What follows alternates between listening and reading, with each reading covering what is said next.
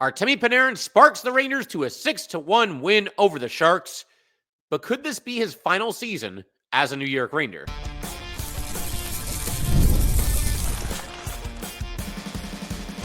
You're Locked on the New York Rangers, your daily podcast on the New York Rangers. Part of the Locked On Podcast Network, your team every day. Welcome back, Blue Shirts fans, to episode number 1278 of the Locked On New York Rangers podcast. I'm your host, Jon Chik. Just want to thank you guys, as always, for making Locked On New York Rangers your first listen every day. We are free and available on all platforms, including YouTube, and we are, of course, part of the Locked On Podcast Network, your team every day. So the Rangers go into San Jose after just an absolute gut punch, brutal loss to the Anaheim Ducks the night prior, and they take care of the Sharks 6-1. A game where I wouldn't say it was perfect, but clearly this is a better brand of hockey than what we've been seeing from the Rangers recently. I realize the quality of the opponent probably also has something to do with that. But for the most part, this was a good night for the New York Rangers, and it was a good night for Artemi Panarin. And I want to kick off today's episode by talking a little bit about the Breadman, both his performance last night as well as his potential long-term or lack thereof future with the New York Rangers. We're also going to turn our attention just a little bit to Jonathan Quick. Thought he had an outstanding game for the Rangers. Classic case of quality over quantity when it came to the saves that he was making in this game.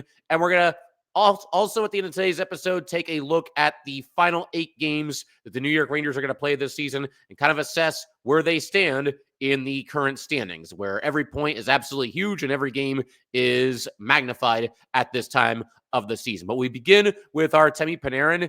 And to answer the question that I proposed just a minute or two ago here at the very top of this show, as far as could this be Panarin's final season with the Rangers? It could be.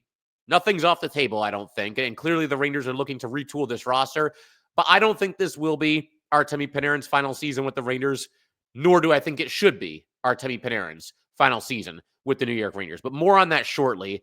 Want to talk about what Panarin is doing recently to help this team, because there's a lot of star players or supposed star players on this New York Ranger team right now that, as we know, are having subpar seasons. And not only that, but recently just aren't really playing that well, or at the very least aren't doing enough offensively, aren't giving you enough productivity at this time of the season, given once again where the Rangers are in the standings and how big every single game is.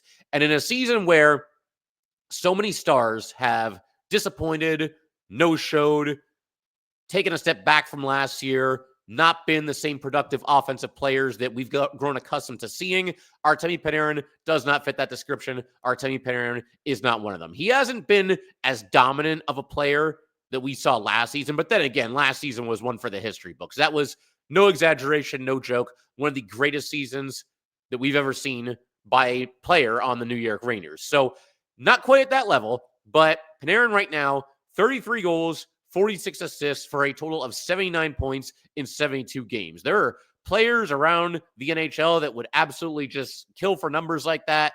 And with Panarin, you hear it and it's kind of like, okay, just casually point per game, casually 33 goals this season. He's been outstanding, for the most part. Obviously, he's been through some tough times just like the rest of this team.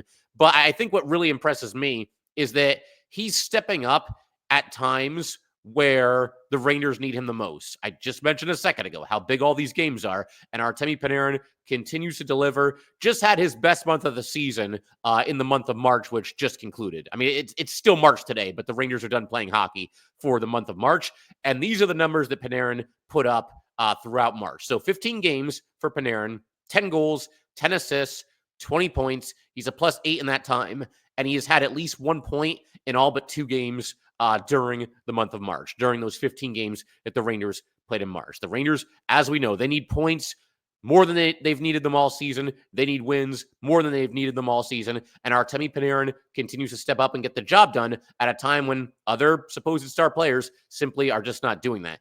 Panarin ends up scoring the first 2 goals of this game. And honestly, both of them were like all Panarin.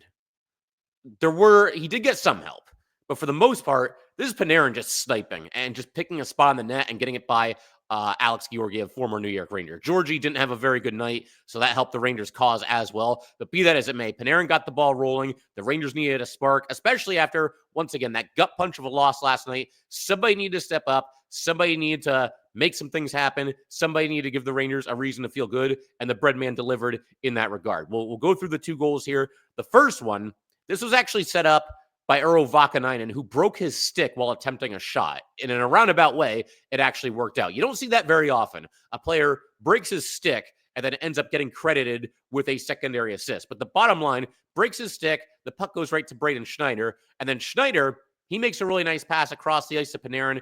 Panarin gets the puck in the left circle, and he's kind of delaying with it. And Brian Hoffman is in deep. Hoffman did a nice job really throughout this entire game, crashing the net, creating a little bit of chaos in the crease. He clearly is not afraid to do things like that, which is awesome to see because the Rangers don't have a lot of players that fit that mold. It was great to see Hoffman get an assist later in this game. But again, Panarin gets the pass here. He could have maybe tried to force it over to Hoffman, but instead he kind of delayed with it, stick handled for a second, and then just sniped the puck right inside the near post to beat Georgiev, give the Rangers a 1-0 lead. Absolutely huge moment in the game. And then not too long after this, also in the first period, Panarin doubles the lead to 2-0. You get a Ranger offensive zone faceoff win by Trocheck to Borgen. Borgen gets it to Panarin. But again, Trocheck gets an assist. Borgen gets an assist. Trocheck won the faceoff, and Borgen did get the puck to Panarin. But this is basically all the bread man. He circles back along the blue line and just takes a shot through some traffic and scores. It's just as simple as that. The way this guy can just kind of pick different spots in the net is incredible. And we always think about Panarin as a pass-first guy and a facilitator, and rightfully so. But man, can this guy shoot the puck? I had been clamoring for years for Panarin to shoot the puck more often than he does, and last year he finally did it. Henrik Lundqvist once said that Panarin has as accurate a shot as anybody that he's ever faced, as an opponent or as a teammate in practice. He said Panarin can shoot it as good as anybody, and it's just been great to see him really taking advantage of that and getting a little selfish in recent years. I mean, I know everybody wants to set up their friend for an easy tap and goal, and that's just who Panarin is. But, you're doing yourself a disservice and your team a disservice if you have a shot like this and you don't use it. So it's been awesome to see Panarin take advantage of, obviously, something that he can benefit from and help, and the team can benefit from as well. So this also kind of leads me into what I want to talk about here, sort of like a big picture thing. We've gotten through the game and everything that Panarin did to help the Rangers win, which was awesome. But what does the future hold with Artemi Panarin and the New York Rangers? It's difficult to say for sure. He's only got 1 year left on his deal after this one. He's also got the full no move clause. So if he doesn't want to go anywhere, he doesn't have to. That's in his contract. Fair game for him to use it. Do the Rangers, after next season, do they look to extend Panarin? That begins to be risky business because by then, Panarin's going to be like 34 years old, not ancient, but not young either. I mean, he's starting to get up there a little bit. And, does Panarin want to be back? Would he take a more team-friendly deal to be back now that he's made all this money and he's had this 7-year deal for more than $11 million? It's hard to see. I think it will depend also on how the Rangers do next year, how Panarin performs next season. All that is to be determined. But here's why I don't think the Rangers would even look to trade Panarin this offseason. Now, the trade deadline could be a different story, and we'll get to that in a second. But going into next season, I don't think the Rangers would want to look to deal Panarin. I don't think they're going to, nor do I think they should, because, first of all, again, the full no move clause. If he doesn't want to go anywhere, he does not have to. But what the Rangers are going for, I think it's been pretty obvious based on some of the moves that they've made throughout this entire season, some of the trades that Chris Drury has constructed here, is that the Rangers are going for a retooling. It's not a full-fledged tear-down rebuild like it was 6 years ago, 7 years ago, whenever it was that the letter went out and they talked about, the need to rebuild. It was probably longer than that, actually. It's probably more like 8 years at this point because they went through the rebuild and then they got good again. And now it's this season and whatever this season has been. So it's been a while, but they're not going full-fledged tear-down rebuild. They're looking to retool this roster. And with that being the case, if you think that you can retool some things and be a contender next season, then it doesn't make sense to also trade Artemi Panarin unless you're getting an absolute bona fide superstar in place for him. Trading Panarin for draft picks before the start of next season doesn't make any sense because it would go against what they're doing. What they're doing is trying to retool on the fly here and put together a team that can contend as soon as next season. Whether or not you agree with that strategy, that's a whole other story. And we've talked about that topic in the past, and we'll talk about it in the future.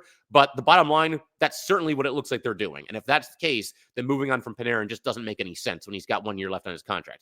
Now, a second ago, I did mention the trade deadline next season, and that could be a different story. If we get to the deadline next season and the Rangers are awful, low effort hockey, low energy hockey, basically like exactly what we've seen this season for the most part. If that's what we're also getting next season, then at that point, yeah, I think you revisit that idea. I think you talk to Artemi Panarin. You're near the trade deadline. You're 2 weeks away. You're a week away, whatever it might be. Hey, man, listen, it doesn't look like we're going anywhere this season. If you're up for it, we'd like to look to trade you somewhere else. You'll go to a good team. You'll have a chance to win the Stanley Cup, and we'll get a whole bunch of assets in return for trading you. And I think at that point, it could make some sense if the Rangers are in that situation.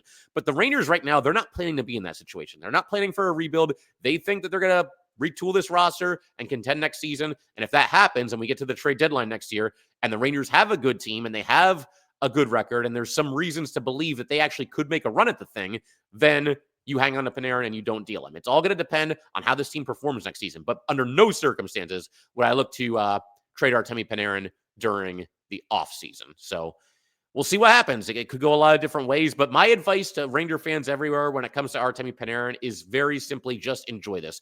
We've got 8 games left. We don't know if there's going to be any games after that. There's 8 games left in the regular season.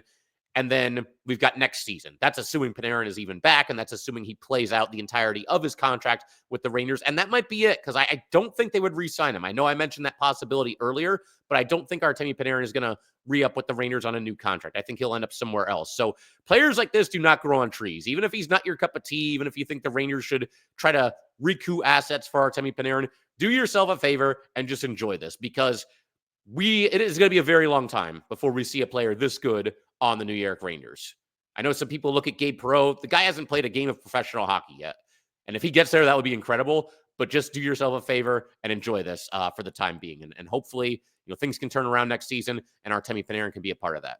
So going to keep everything rolling in just a second here. Want to shift our attention to Jonathan Quick. Might have been the season finale for Quick last night. Going to discuss that. And also the Rangers' playoff chances. We'll get to that near the end of today's episode. And we'll do all that good stuff in just a second.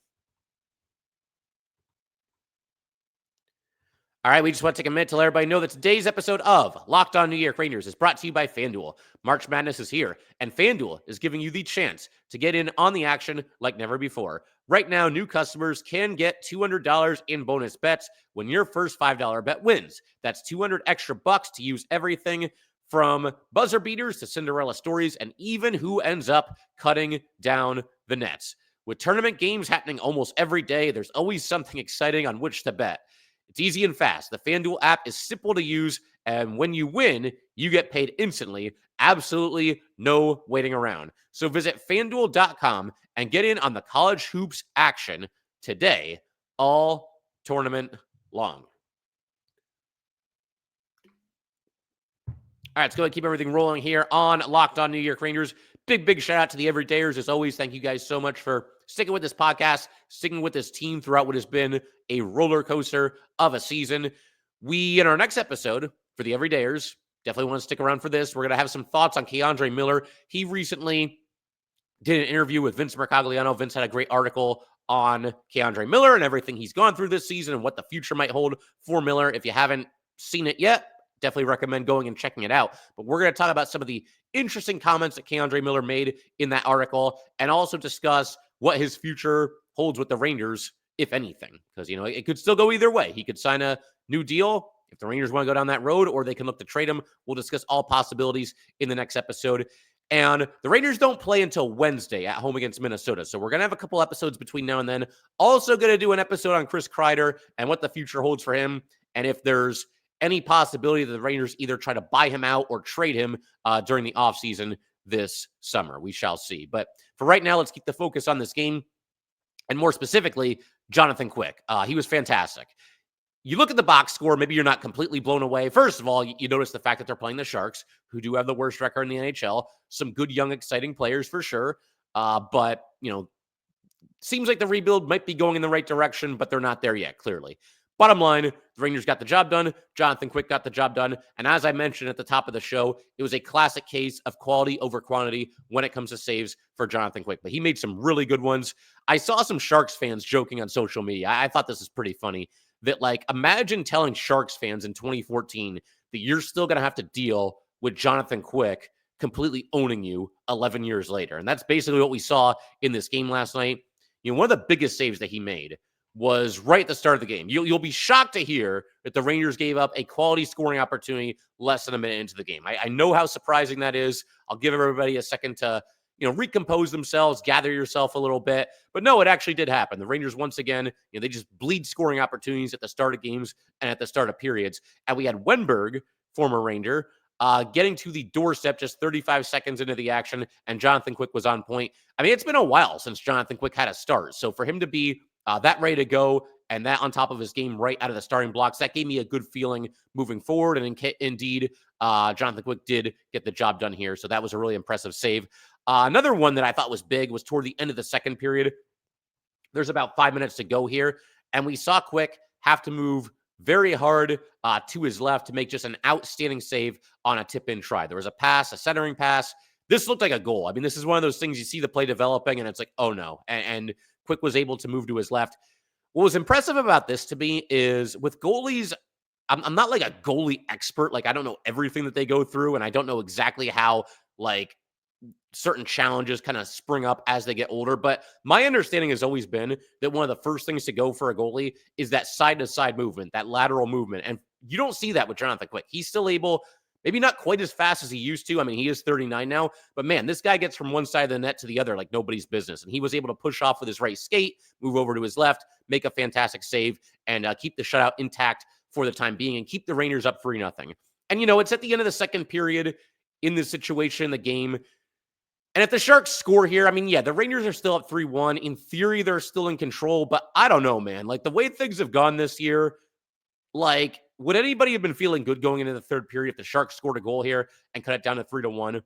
We see how things have been going. We see how difficult it is for the Rangers at times to play with a lead, to maintain a lead. So this is one of those situations where I just don't want the Sharks to get even the smallest little ray of hope going into the third period. And that was a big-time save there that kind of settled me as I was watching this game because I put nothing past this Ranger team. This team is never home safe. I mean, I guess in a literal sense, no team is ever like home free, right? But with the Rangers, as soon as things start to go the other way, you kind of start to wonder if there's going to be a snowball effect. And thanks to Jonathan Quick, that did not happen. And then the third period, these were some of his best saves, and they weren't quite as important because it's, getting late in the game. And by this point, the Rangers are up 4-0. They're up 5-0. But he made a sprawling save moving to his right in the third period, just highway robbery. Like I said, it was 5-0 when this happened, but fantastic. And Jonathan Quick getting the job done. And he did lose the shutout with 2:14 to go, which was a bummer. It would have been cool to see Jonathan Quick get another shutout here. I think he has like 3 this year, and this would have been his 4th. The Sharks were able to score on the power play, but still a heck of a performance for Jonathan Quick. And the other question that all of this just kind of begs here, I think, is was this Jonathan Quick's final start of this season? I think it's at least possible. We're actually, in just a couple of minutes here, going to break down the Rangers' schedule the rest of the way. They've got 8 games left, and they got to win all of them. I mean, not literally, but that's got to be the team's mindset. Every night is Game 7 for this team going forward. But the bottom line, Quick just started this game. Igor had made 9 straight starts before that, setting a new career high. There's 8 games to go. If Igor made 9 straight starts, then he can probably make 8 straight starts. And given, again, where this team is in the standings and what they're fighting for, that is probably what the Rangers are going to look to do. And you might think like, well, is there a back-to-back in there? Maybe Quick gets one of those games. There's one back-to-back left.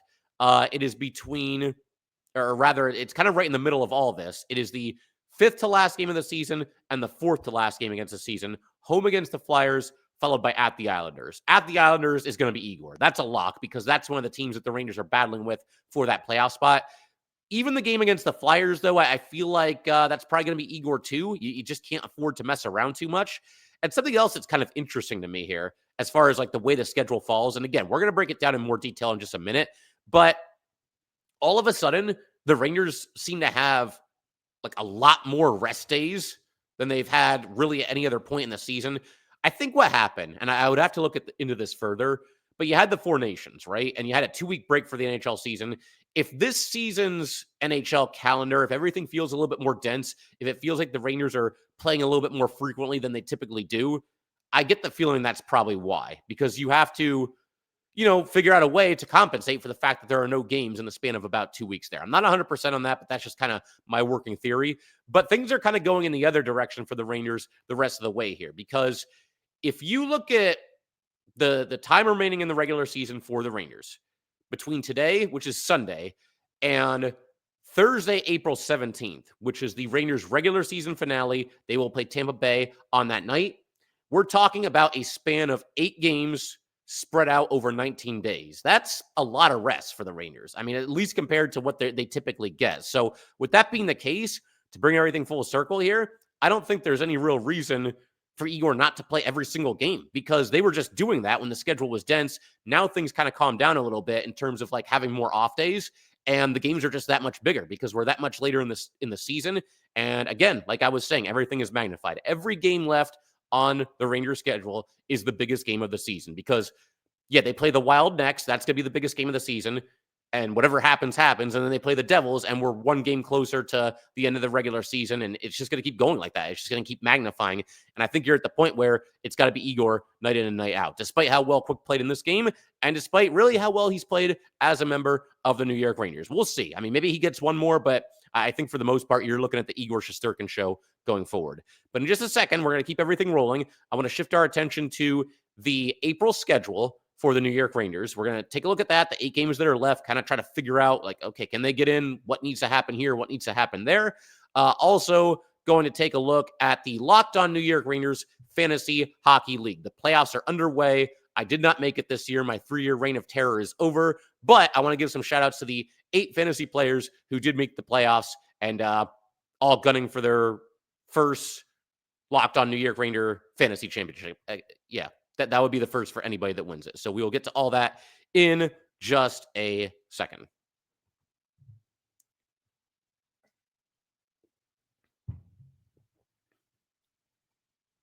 All right, let's go ahead and keep everything rolling here on Locked On New York Rangers. Like I said just a second ago, I want to go ahead and show. We're going to use the screen here, basically, to show you guys where everything is in the standings. And if you guys will just bear with me for just a moment here, I should be able to make this happen. And if anybody's listening on audio, don't worry. I'll talk you through everything. It'll be good. But I do want to bring up the Rangers schedule here. And we click on that. And there we go. So that's what you're looking at here for the New York Rangers schedule the rest of the way. Again, like I said a minute ago, they are done for the month of April, or rather for the month of March. We're going to turn the calendar to April. And as you can see, those of you on YouTube, the next game coming up will be at home against the Minnesota Wild on Wednesday. And again, if you're on audio, no worries. I'm going to talk you through everything. So that's a big game. The Wild are one of the 2 wildcard teams in the Western Conference. They have a fairly safe lead, but I mean, is any lead ever really safe? So it's a big game for the Wild too, and the Rangers are going to have to bring it. The Wild have been, a pretty good team this season and in seasons past. Then you get 2 days off. You are at the Devils, and the Devils are always up for Ranger games, and I'm sure that group is going to relish the chance to try to deal the Rangers a devastating loss, which is what it would be. Any loss is going to be devastating from this point on because that's how bunched everything is, and that's where things stand. And in fact, let's take a pause from the schedule right now. We'll get back to that in just a second, but I want to look at the standings and kind of show you guys where everything is right now. I swear I would stop talking about the Rangers making the playoffs, but the bottom line, they've made a little bit of a run almost completely in spite of themselves. As bad as that loss was to the Ducks, they did get a point out of it, which I hate even acknowledging that because it was just such a miserable loss, but that did help the team. They got 3 out of a possible 4 points over these last 2 games here, and that puts the Rangers in the second wildcard spot with 77 points. Now, it must be said that there are 3 teams behind the Rangers who all have 2 games in hand and can all pass the Rangers if they win those games. Those teams are the Montreal Canadiens with 75 points, 2 points behind the Rangers. Then you've got the Columbus Blue Jackets with 75 points, also 2 points behind the Rangers. And then the Islanders, of course, with 74 points, 3 points behind the Rangers. So that matchup between the Rangers and Islanders is obviously going to be absolutely huge when that does happen. But it's crazy because you look at these teams right now, and nobody wants to make the playoffs. Or that's at least the conclusion that you could draw from looking at this. Because the Rangers 4-5-1 in their last 10. It doesn't sound great because it's not great. But you look at these teams that are, like, I guess technically trailing them, even though they have games in hand. The Canadiens 3-4-3 in their last 10 games. The Blue Jackets 3-6-1 in their last 10 games. The Islanders 3-4-3 in their last 10 games. And if we want to go to the Red Wings, I mean, the Red Wings are still in it. They're 3 points behind the Rangers, but only have 1 game in hand. The Red Wings are 4-6 in their last 10 games. And the Bruins, you can pretty much forget about it. So, yeah, that's where things stand. You've basically got 5 teams for one spot. That's assuming, of course, that the Senators don't slip up, but they've created some distance as far as the top wildcard spot is concerned. They've got a 6-point lead on the New York Rangers and actually have 2 games in hand. So the Senators should be just fine, barring a total collapse. So yeah, it's 5 teams for one spot. That's what you're looking at the rest of the way for the Rangers. And to shift things back to the schedule here and pick up where we left off, you've got on Monday a home game against Tampa, always a tough opponent for the Rangers. Then you've got the aforementioned back-to-back on Wednesday the 9th and Thursday the 10th. They are home against the Flyers and at the Islanders. I know that, back-to-backs are tough by nature. It's got to be 4 points. The Flyers are by far the weakest team that the Rangers are going to play the rest of the way. They did recently part with Tortorella, and we're actually going to do an episode on that probably, where I talk about why I want no part of John Tortorella coaching this Ranger team in the future. I'll elaborate on that because I know some people are going to have some strong opinions on that in both directions. I want no part of Tortorella. But bottom line, you got to beat that team. He obviously is no longer the coach there. And then after that, again, the second game of the back-to-back is at the Islanders. You got to win that game too. And I realize the Rangers and Islanders are in a similar spot in the standings. I get that. But, I mean, that's going to be just a massive game. Whichever team loses that one, especially if it's in regulation, that's going to be a massive blow. And then just a complete murderer's row down the stretch here. Then you are at the Canes, you are at the Panthers, and you are home against the Lightning. 3 teams that have long since, maybe not officially clinched playoffs, but, I mean, they're going to be in the playoffs. I think we all understand that at this point. So it's not going to be easy. Could the Rangers potentially catch a break by the Panthers or the Lightning, having their playoff spot clinched and maybe resting certain guys or maybe just not bringing, a full-fledged effort, maybe even subconsciously saving themselves for the playoffs a little bit? That's at least possible, but we don't really see a lot of that in the NHL. Teams tend to keep the foot on the gas, and a lot of different coaches from around the league talk about the importance of staying ready. Even Laviolette last year when the Rangers were on top of the world and they were best record in the NHL, you got to keep going. That was the message. I think Gerard Gallant had similar sentiments too, that you certainly don't want to take your foot off the gas down the stretch here. So, yeah, I would think those teams will go all out. And given the fact there's no love lost between the Rangers and the Panthers or between the Rangers and Lightning, those are the final 2 opponents. I would expect those 2 teams to be doing everything possible to win those games and knock the Rangers out of it. So it's not going to be easy. I mean, the Rangers really have to bring it. They've got some tough opponents coming up. There's no doubt about it. With all that said, let's go ahead and do some fantasy hockey shutouts. This is going to be fun because, there's a lot of people that play in this league. That's a 20-team league that we do. And for anybody on YouTube, I've just brought up the playoff standings here. And it's a lot of fun. We have a lot of fun. There's a lot of smack talk going on, but we're all Ranger fans. I think everybody in this league is a Ranger fan. And it's a good time. It's a good competitive league. As I mentioned before, I had previously won this league 3 seasons in a row. I failed to make the playoffs this year. Just a miserable season. Probably even worse than the Rangers. I was farther away from making the playoffs in this league than the Rangers are from making the playoffs in real life. That'll give you an idea of how it went for me. But I did want to give a shout out to our 8 playoff teams here and just talk about the matchups real quick. We've got number 8 seeded Dan Scatero and number 1 seeded James Gormley. Dan was our guest on Locked On New York Rangers last year because he finishes the runner-up. And whoever wins the league this year will be a guest on an offseason episode of Locked On New York Rangers. But these 2 are neck and neck, 5-5-1. It is Sunday. It is the final day of the week. Whoever gets the job done today, they will move to the semifinals. And the tiebreaker does go to the better seed. Dan, I know you listen every day, so you got to win, man. A tie's not going to cut it. You're going to have to find a way to rally. But James has got an absolute powerhouse team here. And I did want to mention the New York Rangers that play on both of these fantasy teams. So Dan has Mika Zibanejad. I think that's it. Oh, no, Dan also has Jonathan Quick. And then James has no New York Rangers. See, you can't play favorites in this league. Maybe that's why James is on top of the league. Maybe that's why he had the best record. All of us are reaching for our favorite New York Ranger players. But James didn't play any favorites. But he's got a heck of a team. And this one looks like it's going to come right down to the wire. We've also got number 7 seeded Jenny Masterson with the Queens Heartbreakers up against number 2 seeded Travis Mole with the Pennsylvania Punishers. And right now, Travis has a 6-4-1 lead on Jenny. And the way this works is that you get a win or a loss for every single stat that you win or lose during the week. So Travis has the edge here. I wouldn't say that it's like out of reach for Jenny. We've got Sunday coming up here. Definitely looking forward to seeing how this matchup and all the rest of them shake out. But as for the Ranger representation here, Jenny's got Alexi Lafreniere and Urho Vakanainen. That's how you know it's a deep league. When Urho Vakanainen is on a fantasy roster, you know it's a deep league. And we do have 20 teams here, so it does make sense. And then you've got Travis, who's got Chris Kreider on his team, and that is Travis's only New York Rangers. So another matchup that looks like it could be decided, obviously, here on Sunday. We then have number 6 seeded Xavier Sarju, who has the Danbury Trashers, up against number 3 seeded Derek Anderson, who coaches Anderson 74. And another nail biter here. These two are 5-1. Once again, the tiebreaker would go to the better seeded team. In this case, that would be Derek. But obviously, a lot can happen here on Sunday as these teams get ready for battle, so to speak. As far as New York Rangers, neither player here has any players on the New York Rangers. So interesting stuff there, and we'll see what happens. And then our final quarterfinal matchup here is between number 5 seeded Ronald Lee, who has 2 Cooley for school, that's the name of his team, up against number 4 seeded Nick Bazzuto, who has the Chester Kings. And Chester Kings, Nick has a 7-4 lead. That's actually the biggest lead. So it's been very competitive. And any of these games, I think, could still go pretty much either way. We'll see how it shakes out a little bit later today. Definitely looking forward to having the winner on Locked on New York Rangers in a preseason or off-season episode.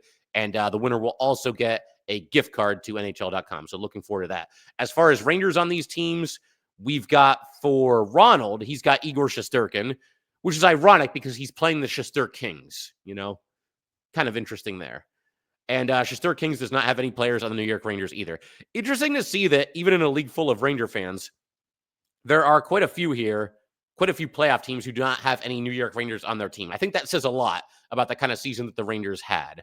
Any of us who reached for Ranger players were probably left disappointed as far as, when to take them in the draft, because not as many Ranger players as you would expect to see in a Ranger fantasy hockey league competing in the fantasy playoffs. But we can call it there. If you guys would like to get in touch with this podcast, please send an email to lockedonnyrangers@gmail.com. Once again, that is lockedonnyrangers@gmail.com. Definitely give us a follow on Twitter as well, @jchik17. Once again, @jchik17. And definitely subscribe to Locked on New York Rangers YouTube channel. We are closing in on 4,000 subscribers, so thanks to those of you who have already done so. And thank you again, guys. I will see you next time.